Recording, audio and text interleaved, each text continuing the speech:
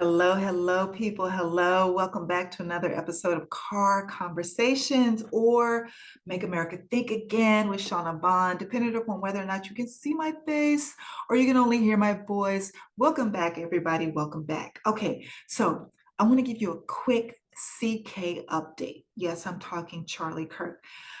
I think, hear me out, stay with me. I think right now in America, there are three huge cover-ups that are happening right now in America. Number one, we already know is the Epstein files, okay? The number two, second big cover-up I believe that is happening right now is the death of CK, Charlie Kirk.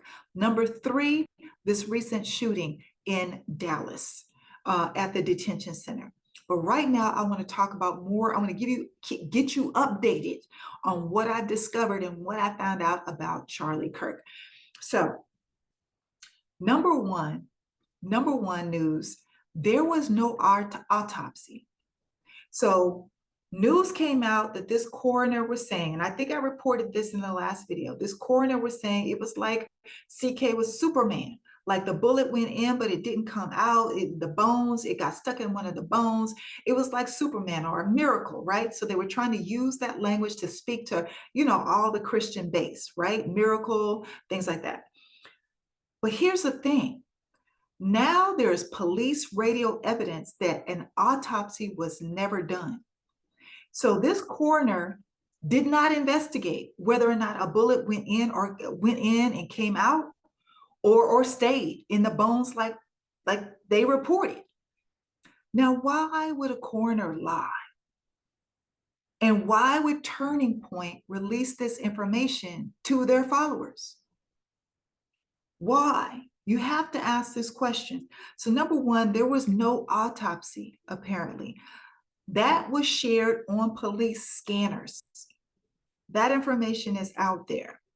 Number two thing I want to share with you, and this is coming from Candace Owens. Y'all know I already said I don't agree with Candace Owens on a lot of things. But this one thing, the information she's putting out there about, this happening very shortly after CK started speaking up about Israel and Epstein. This one thing, I'm tracking with her. I'm tracking. So she posted a video about Tyler Robinson, the suspect in this case. So apparently, someone contacted her, someone close to Tyler Robinson, and they wanted the information out that Tyler Robinson is not considering unaliving himself. Although he's now been sequestered in this area of the jail for people who are supposedly being watched or on a suicide watch, just like Jeffrey Epstein was. So she wanted to make sure she got this video out, I believe it was on Friday, that this is not the case. People close to Robinson, Tyler Robinson, number one, he is still maintaining his innocence. So he never confessed to the dad, apparently. And also, he is not in this moment threatening to take his life. But for some reason, they have sequestered him in this area of the jail for those people that need to be on this suicide watch. So you know what that means. If you read between the lines, just like if you remember Jussie Smollett, how he made a point to say on camera, I am not suicidal. If something happens to me, I need you to know that I am not suicidal. It's basically the same message, but it's coming through Candace Owens. Somebody contacted Candace Owens to say this. Also, we have found out that this whole Discord message, that messaging that was supposedly sent out or reported to have been sent out to his fellow gamers, apparently that was fake, false information. So the unaliving himself or feeling like he might unalive himself, false information. There was fake, it was faked or it was lied about, this Discord that he confessed to people on Discord. That was a lie. We've already discussed those text messages or that transcript that they put out with text messages where no, you cannot convince me any Gen Z person talks in complete sentences, adds punctuation, and use terminology like old man, vehicle, and some of the squad car, and some of the other vernacular that was used in that transcript. You will never convince me of that. I work with Gen Z. I teach them every day. Do you know how much of a, I have to remind them this is a college course. I need you to communicate a little more information. So I'm not believing that text transcript that was put out there. And then you also have the fact that there was no autopsy. When you had a coroner, you had information that was released by Turning Point that said that this coroner said blah, blah, blah, blah, blah. That was fake as well.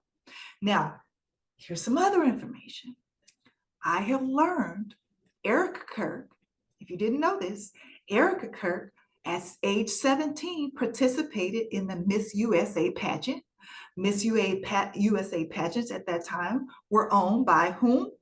Felon 47. Okay, she participated in the pageant, and then after the pageant, she joined some Christian organization that was in Romania, working with children, and it was called Romania's Angels. Okay, and then this organization was got investigated for child trafficking and Romanian children coming up missing. Who does that sound like? Not only that, Miss Erica has apparently 3 degrees. She worked as a casting director. She also I can't remember what the other job was. So she was a pageant. She was in the pageants. She had her own business after the casting director. She had her own business. Apparently, she had made a significant amount of money before she even met CK. She met him, Felon 47, introduced them, and kind of, I guess, coerced CK in giving her an interview. And she showed up to this interview and said, no, you're not going to be my boss. You're going to be my boyfriend. Now, this is the same Erica Kirk and member of Turning Point that really, they all espouse this notion of being a trad wife. This is why I'm pointing this information out to you. They discourage other women from getting degrees. They discourage other women from working outside of the household. They encourage women to, just go, if you go to college, get your MRS degree. Actually, CK has said this publicly as well. Get your MRS, which is basically become a wife. Look for your husband while you're at college. It is my understanding that this is highly promoted amongst the Mormon faith as well for women. So stay uneducated, do not work and own your own money, put bearing children first, your husband first, taking care of the household first. But it appears, it would seem that Erica was quite the opposite. And now she has taken over Turning Point. Not only has she taken over Turning Point, she just inherited $12 million plus, because that was the value, her husband's net worth. She also received, because some of you generously donated to her, another $4 million in GoFundMe. And again, she was already financially secure when she met CK.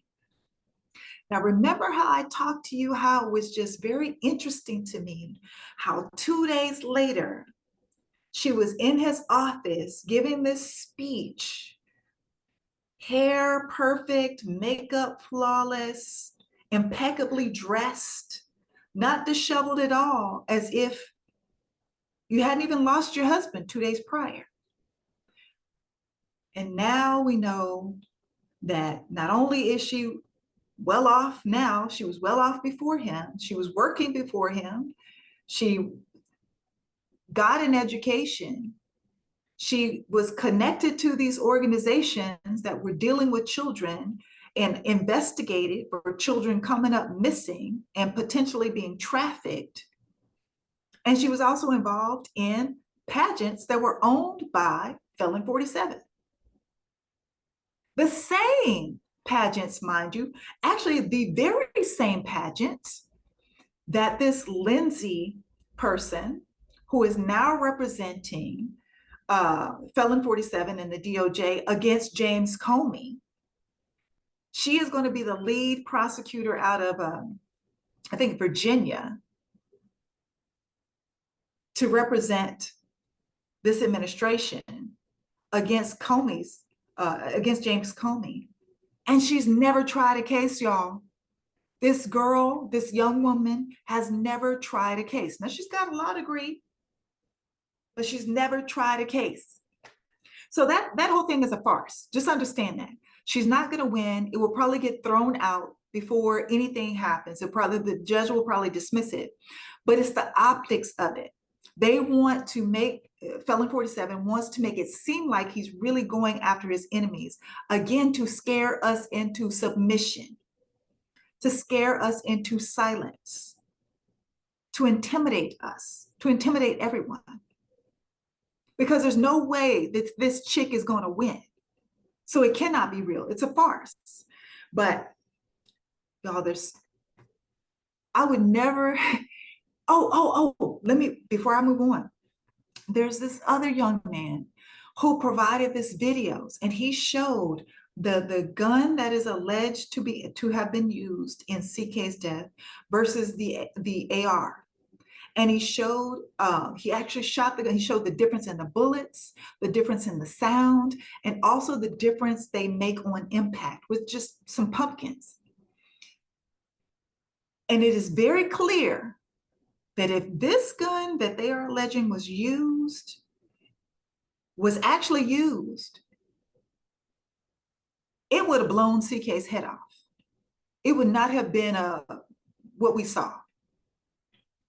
So there's so much evidence that is contrary to what we are being spoon-fed that makes me believe that this is yet another cover-up that is coming out of DC. And if you're asking why him, why CK, again, I want you to go out there and look for how recently, actually, as recently as August and July, CK started speaking up and speaking up against Israel, and talking and pushing for the Epstein files to be released. And we just had this week, just a friendly reminder, just this week, Elon Musk, Steve Bannon, Peter Thiel, we already knew was in the files, but Musk and Bannon, they are new information in regards to who is in the Epstein files. There's some other people, a Weingarten person, which I haven't researched yet, but those are new characters in the Epstein saga. So more news to come. But again, I believe that the untimely death of CK, whether I agree with him or not, because I agree with him on nothing, but right is right and wrong is wrong. And this does not pass the smell test. The math is not mathing on this case. Pay attention.